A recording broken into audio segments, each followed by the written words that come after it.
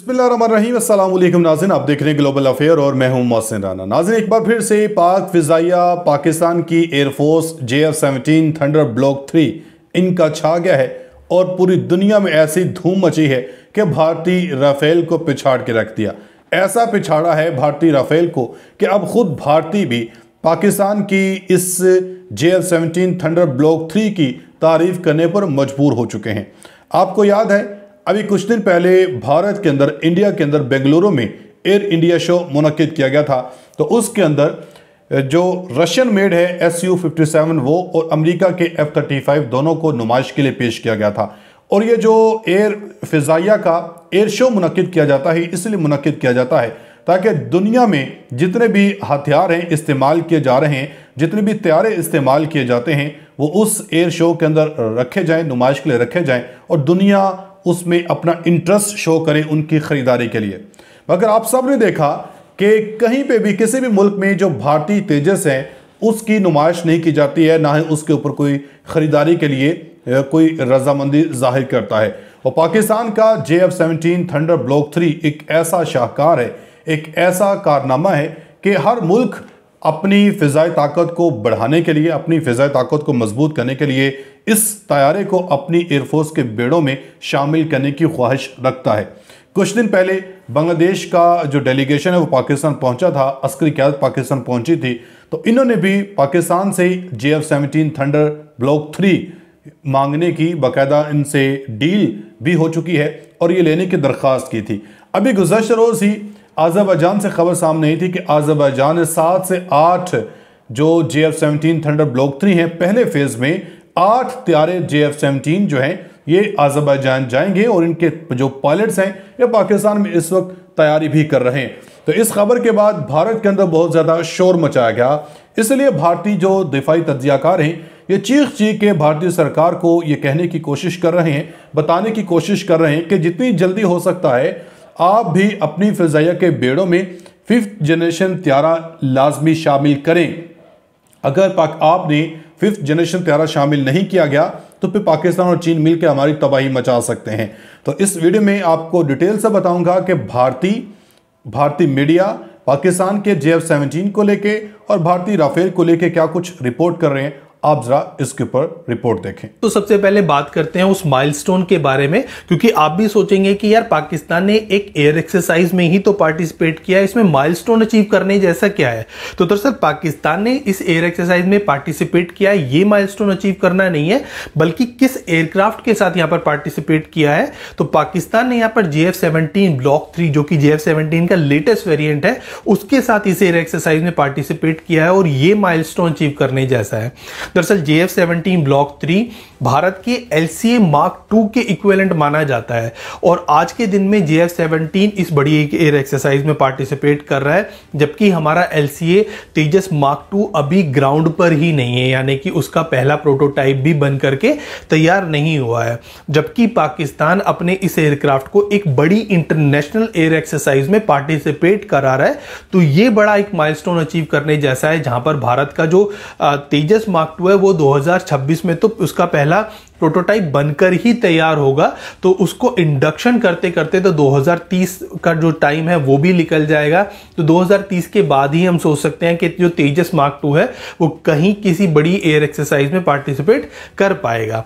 तो ये एक बड़ा माइलस्टोन पाकिस्तान ने अचीव किया है और भारत के ऊपर एक तरह से रणनीतिक बढ़त यहां पर ली है, क्योंकि पाकिस्तान मानता है कि जो उसका ये एयरक्राफ्ट है वो 4.5 जनरेशन का एयरक्राफ्ट है और टॉर्नेडो, टाइफून, रफाल इन सब की कंपैरिजन का एयरक्राफ्ट है। और जब आपने एयरक्राफ्ट को, अपने वेपन को इस बड़ी एयर एक्सरसाइज में पार्टिसिपेट कराते हैं, उन देशों के एयरक्राफ्ट के साथ अगर उसको प्लेस करते हैं तो उसकी मार्केट वैल्यू भी यहां पर काफी ज्यादा बढ़ जाती है।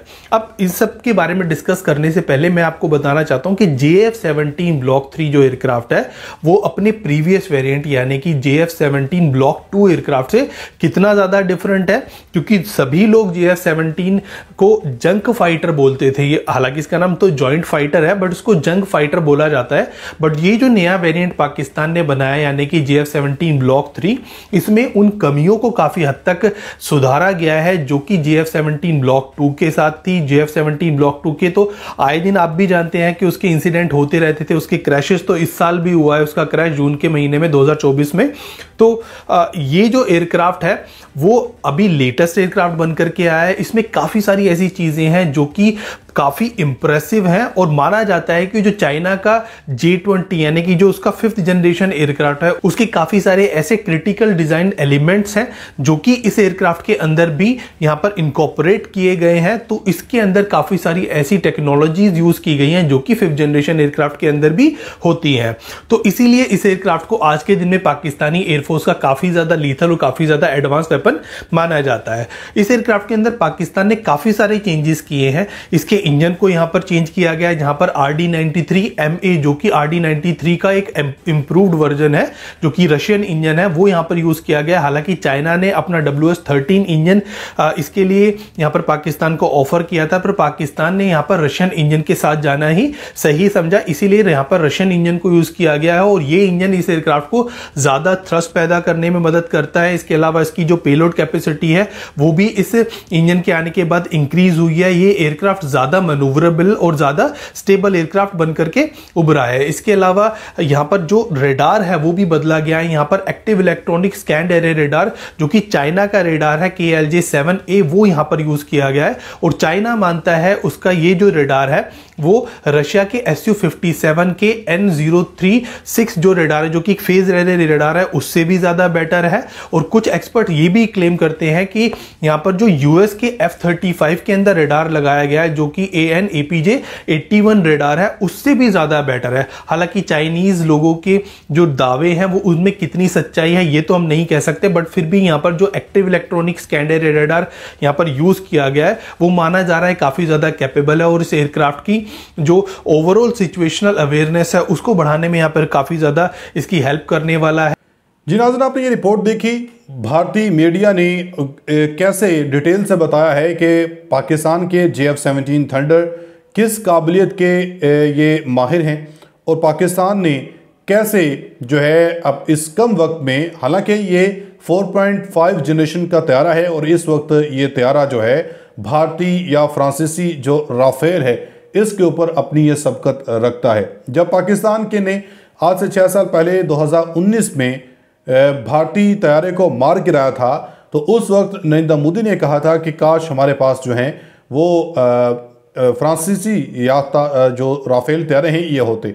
अगर राफेल तैयारा होता तो हमें आज ये जिल्लत ये जलालत देखनी ना पड़ती, मगर भारत को या भारतीय सरकार को ये मालूम नहीं है कि अगर उनके पास उस वक्त भी राफेल तैयारा होते तो फिर भी पाकिस्तानी जो पायलट्स हैं इनको इसी तरह मुंह तोड़ जवाब देते, क्योंकि वो भारतीय पायलट्स हैं, वो पाकिस्तानी पायलट्स नहीं हैं।